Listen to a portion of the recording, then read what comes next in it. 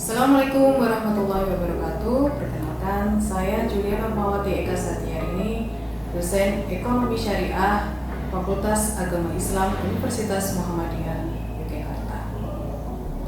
Dalam kesempatan kali ini, saya akan memaparkan mata kuliah yang saya ampu, yaitu akuntansi bank syariah, di mana pada mata kuliah ini merupakan mata kuliah wajib yang diambil oleh mahasiswa semester 4. Pada perkuliahan akuntansi bank syariah ini bertujuan agar mahasiswa mampu menjelaskan konsep dasar akuntansi bank syariah dan menerapkan standar akuntansi keuangan syariah pada pelaporan keuangan bank syariah.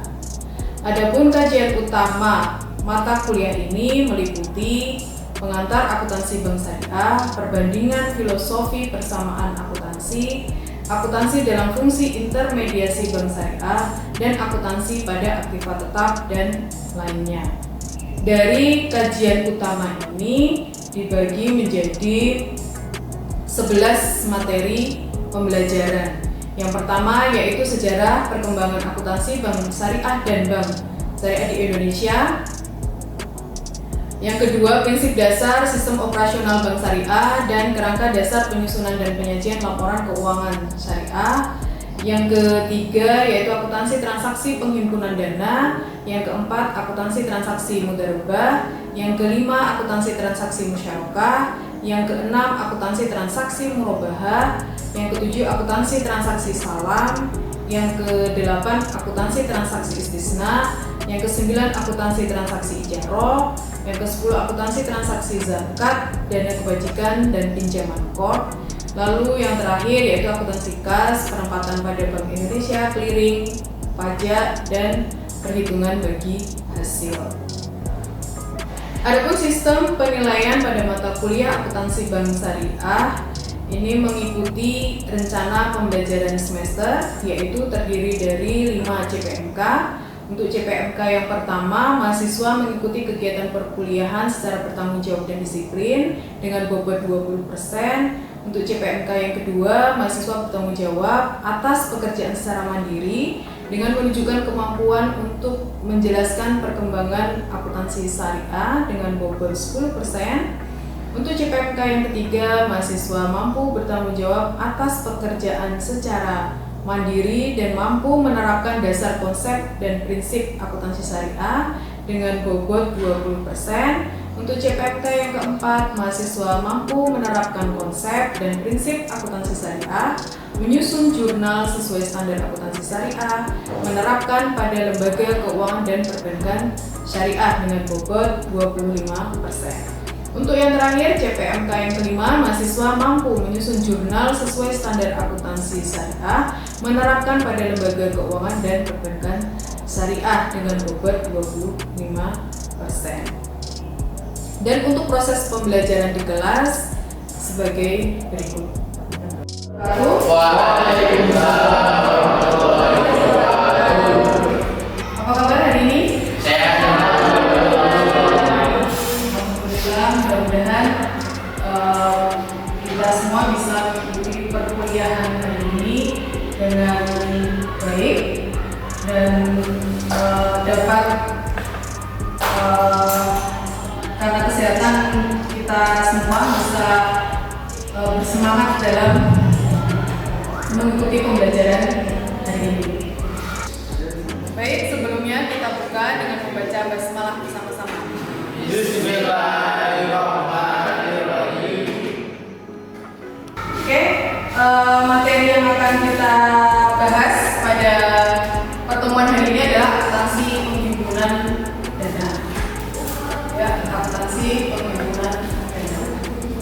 Nah, pada akuntansi penghimpunan dana ini ada produk bank syariah, ya, produk penghimpunan dana bank syariah, yaitu ada tabungan, ada deposito, dan ada giro. Nah, yang akan kita bahas di sini adalah produk penghimpunan dana untuk produk tabungan mudharabah. Ya, jadi ada 3 produk simpanan bank syariah, ada tabungan, deposito, tabungan ini ada yang tabungan menggunakan prinsip buat kita, ada yang menggunakan prinsip mudharabah. Nah, maka untuk hari ini yang akan kita bahas itu adalah penghimpunan dana, yaitu pada tabungan mudharabah. Ya, tabungan mudharabah.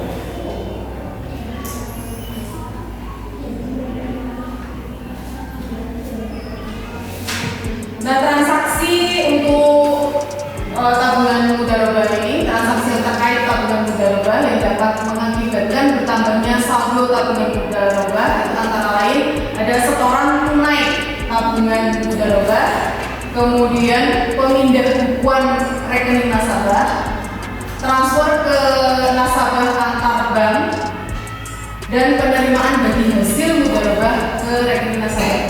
Jadi transaksi yang mengakibatkan bertambahnya saldo tabungan mudharabah itu antara lain ada setoran tunai tabungan pemindahan rekening nasabah, kemudian transfer rekening nasabah antar bank. Jadi ada transfer sesama bank, ada transfer antar bank.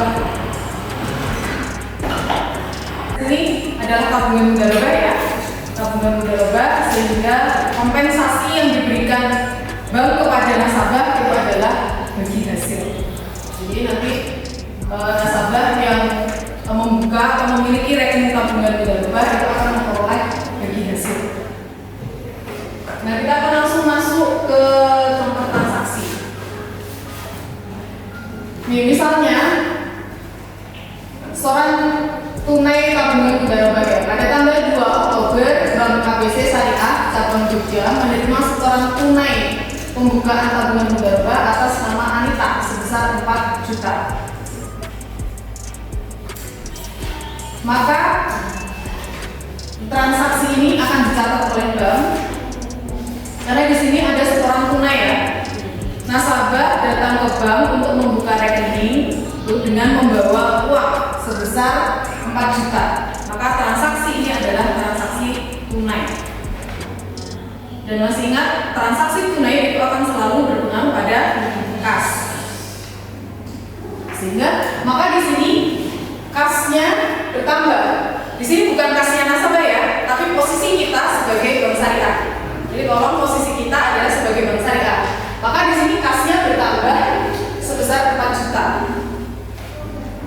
Bukan kasnya nasabah ya, tapi kasnya bank syariah. Bertambah sebesar 4 juta, kemudian tabungan mudharabah atas nama Anita. Tabungan mudharabah atas nama Anita juga bertambah di kredit sebesar 4 juta. Ya, bertambah di kredit sebesar 4 juta.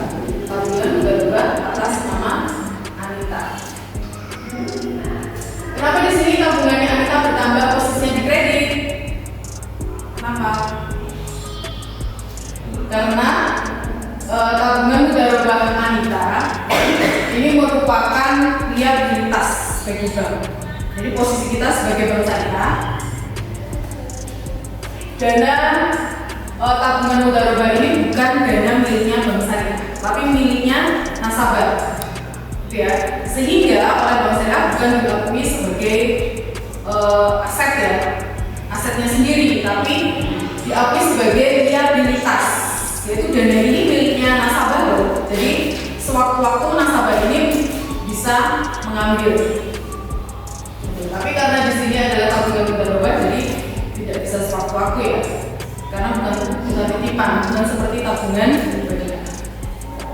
Ternyata itu di beda cabang, sehingga kita akan masukkan 1 juta tabungannya Anita ini ke rekening antar kantor.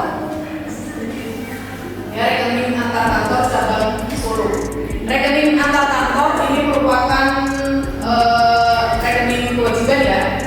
Rekening kewajiban, dia sifatnya itu hanya titipan yang kemudian nanti akan diambil dimasukkan ke rekening tujuannya di mana. Misalnya di sini rekening penerimanya itu adalah Anita, maka nanti rekeningnya Anita itu akan ditambah ya, kredit sebesar 1 juta. Kemudian dari Bank ABC Cabang Jogja itu akan mengambil rekening antar kantor cabang Solo. Jadi rekening antar kantornya itu akan diambil dimasukkan ke rekeningnya Anita. Nah, beda nanti ketika Bank ABC cabang Solo yang mencatat. Kalau kalau cabang Solo yang mencatat, maka tabungannya si nasabahnya itu nanti akan berkurang. Ini kalau cabang Solo ya, cabang Solo, maka rekening nasabahnya berkurang di debit, berkurang. Kemudian rekening antar kantornya bertambah,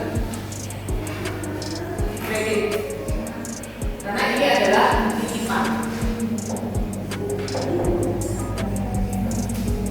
Ini adalah titipan. Titipan itu merupakan kewajiban segera. Oke, ini yang cabang Solo. Jadi cabang Solo itu kalau dia mau transfer ke Anita yang ada di cabang Jogja, rekening nasabahnya ditarik kemudian dimasukkan ke rekening antar kantor. Nah, kemudian yang dilakukan oleh cabang Jogja tempat Anita itu membuka rekening, dia akan menarik rekening antar kantornya untuk dimasukkan ke rekeningnya Anita. Maka di sini RAK-nya, rekening antar kantornya itu berkurang di debit, kemudian rekening Anitanya bertambah di kredit. Bisa dipahami ya sampai di sini. Kalau kita lihat ya perbedaannya BPRS dengan Bank Umum Syariah, itu adalah salah satunya kalau Bank Umum itu melayani transfer dan BPRS itu tidak melayani transfer. Nah, sehingga yang punya rekening di Bank Indonesia itu hanya Bank Umum Syariah. Jadi dia punya giro pada BI. Nah, giro pada BI itu yang nantinya akan digunakan untuk kegiatan clearing, transfer beda bank. Kemudian contoh transaksinya. Misalnya pada tanggal 17 Oktober, Anita menerima transfer dari nasabah Bank XYZ Syariah sebesar 2 juta. Oke, maka di sini giro pada BI-nya bertambah sebesar 2 juta, kemudian Anitanya juga bertambah sebesar 2 juta. Maka di sini Bank ABC tadi tempat Anita membuka rekening itu sebagai bank penerima ya, sehingga giro pada BI Bank ABC-nya bertambah sebesar 2 juta, tabungan mudarabah atas nama Anitanya juga bertambah sebesar 2 juta. Nah, nanti akan berkebalikan apabila nanti misalnya kita sebagai Bank XYZ itu akan ada pencatatan yang berbeda. Kalau Bank XYZ yang mentransfer itu maka nanti giro pada BI-nya akan berkurang dan tabungan nasabahnya juga akan berkurang. Jadi posisinya dibalik. Sampai di sini bisa dipahami? Biaya bagi hasil tabungan mudarabah, maka di sini biaya bagi hasilnya bertambah di debit dan tabungannya Anita bertambah karena dia menerima bagi hasil. Tabungan Anita bertambah di kredit sebesar 15.000.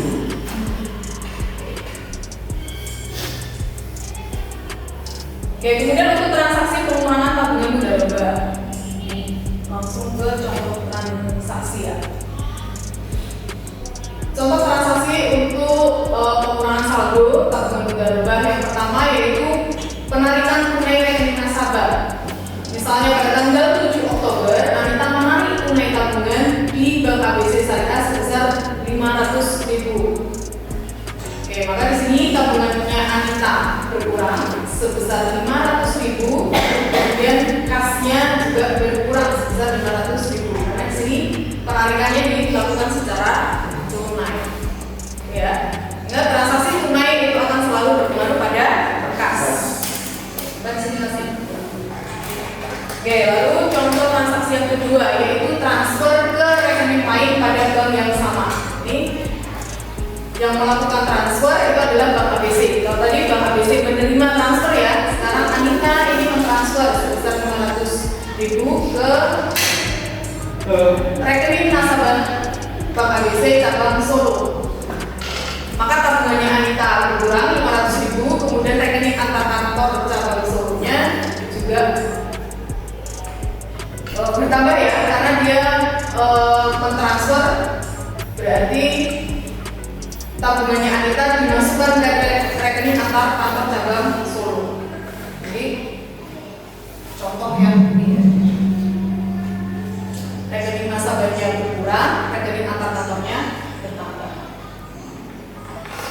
Oke, kemudian contoh yang ketiga yaitu transfer ke rekening bank lain. Misalnya pada tanggal 15 Oktober, Anita mentransfer dana dari rekening tabungan Bank ABC Syariah ke rekening tabungan Bank XYZ sebesar 1 juta. Oke, maka di sini jurnalnya tabungan Anita berkurang. Jadi ini mentransfer ya, tabungan Anita berkurang sebesar 1 juta. Kemudian giro pada BI-nya Bank ABC juga berkurang sebesar 1 juta. Bonusnya, kalau deposito berarti bagi hasilnya yang dipotong. Jadi yang dipotong itu adalah kompensasi yang diberikan kepada nasabah. Jadi 20% itu berdasarkan dari bagi hasil yang diterima oleh nasabah. Kemudian ketentuan 20%-nya dari mana? Ketentuan 20%-nya itu dari Undang-Undang Perpajakan ya. Dari Undang-Undang Perpajakan. Jadi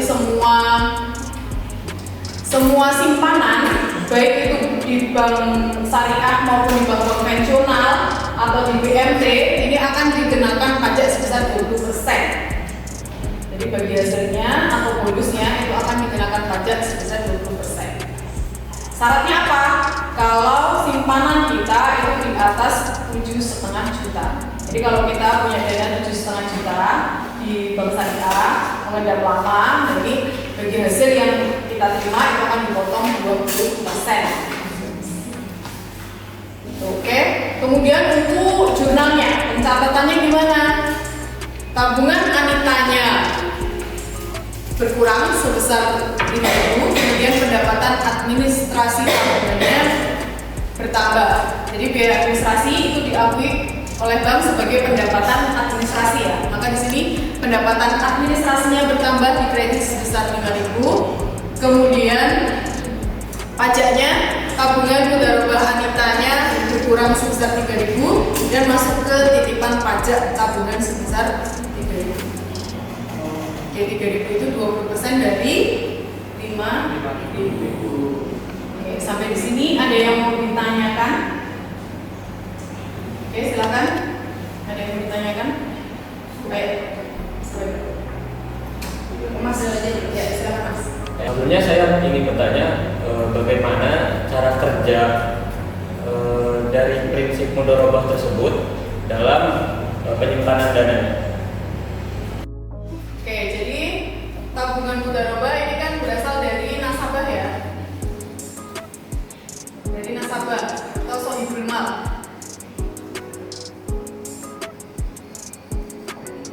Dari nasabah ini kemudian menyimpan dananya di bank syariah dengan sistem di sini mudharabah.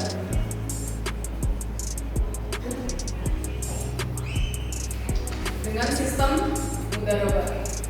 Kemudian karena di sini sistemnya itu adalah mudharabah, kemitraan ya, kemitraan di mana nasabah ini ibaratnya dia berinvestasi gitu ya, menempatkan dananya di bank syariah.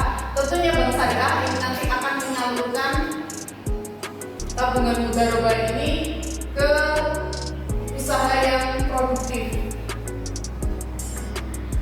Kenapa ke usaha yang produktif?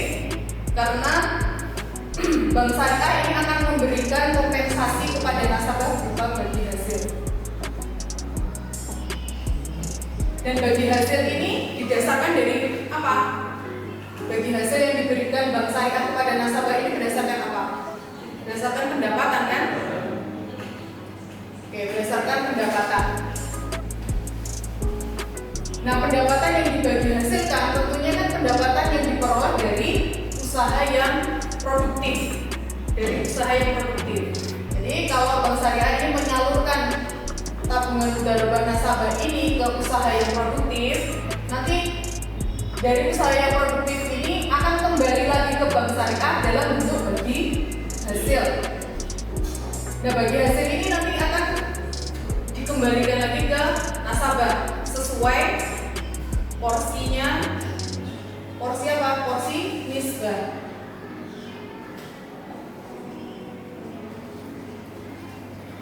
yang sudah disepakati di awal.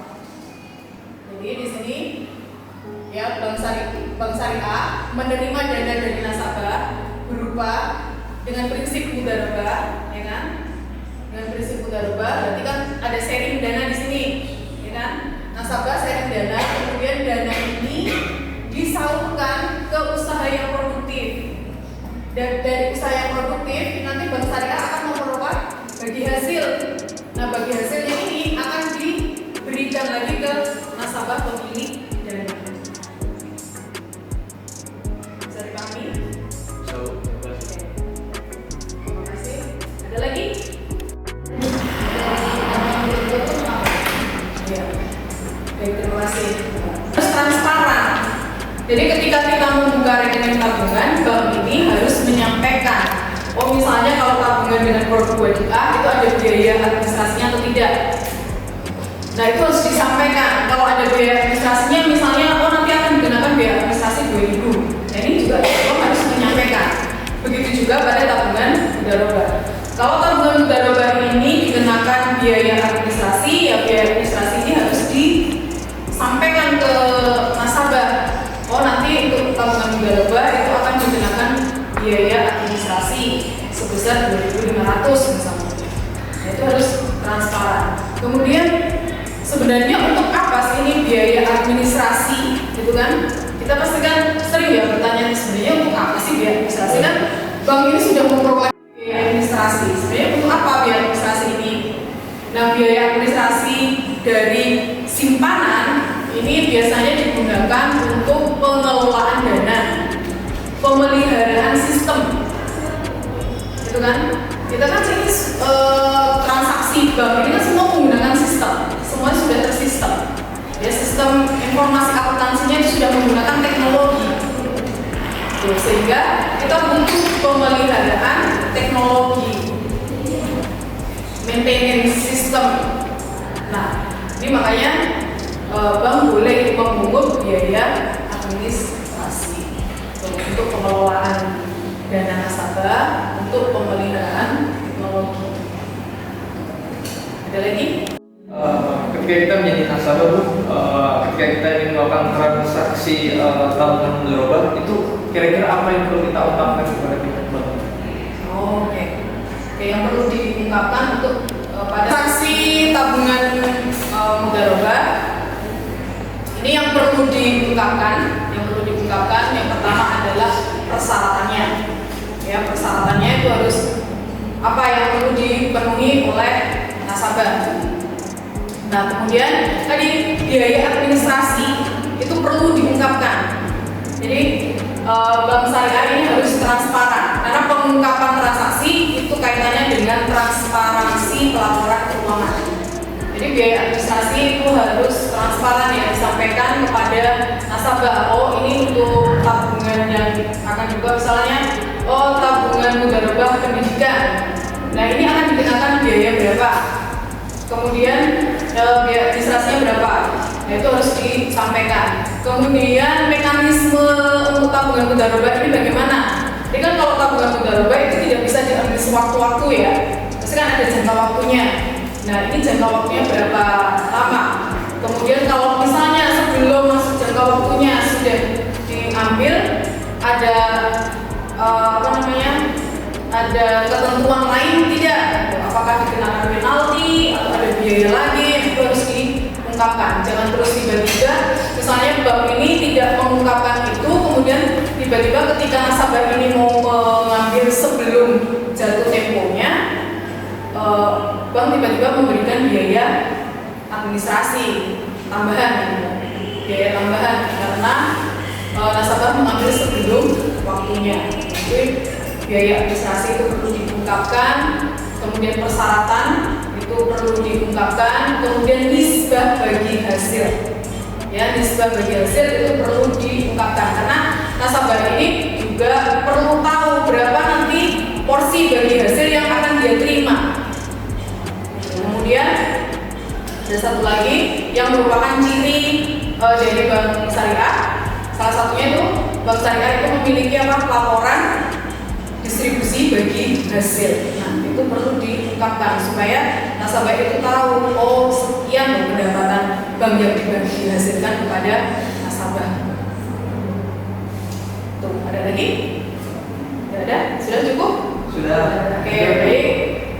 Terima kasih.